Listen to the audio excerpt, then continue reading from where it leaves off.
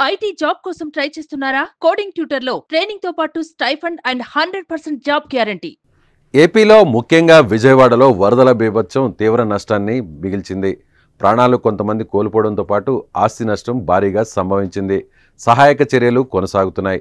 బాధితులను ఆదుకునేందుకు దాతలు భారీగా విరాళాలు ప్రకటిస్తున్నారు. టాలీవుడ్ సైతం కదిలొచ్చింది. ఇప్పటికే చాలామంది అగ్ర హీరోలు సీఎం చంద్రబాబును కలిసి విరాళాలు ఇవ్వగా నేడు జూనియర్ ఎన్టీఆర్, రామ్ చరణ్ కలవబోతున్నారు. ఏపీ సచివాలయంలో సీఎంను కలిసి వరద బాధితులకు ప్రకటించిన విరాళాన్ని చెక్ రూపంలో అందజేయనున్నారు. ఇద్దరు హీరోలు ఏపీకి చెరో 50 లక్షలు విరాళంగా ప్రకటించారు. అలాగే తెలంగాణకు వరద సాయంగా 50 లక్షలను ప్రకటించిన విషయం తెలిసిందే.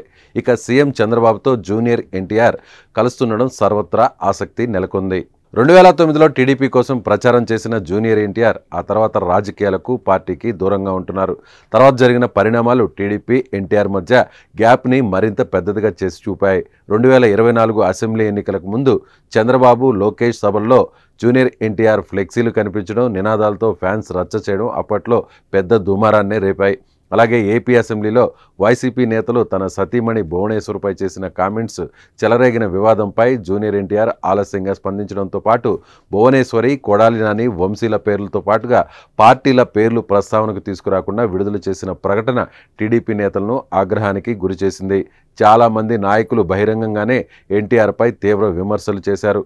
అప్పట్లో వర్లరామయ్య, బుద్దా వెంకన్న లాంటి వారు నేరుగా జూనియర్ను టార్గెట్ చేస్తూ కీలక వ్యాఖ్యలు చేశారు. ఇలాంటి పరిస్థితుల నేపథ్యంలో చంద్రబాబును నేరుగా జూనియర్ ఎన్టీఆర్ కలుస్తుండడం చర్చనీయాంశంగా మారింది.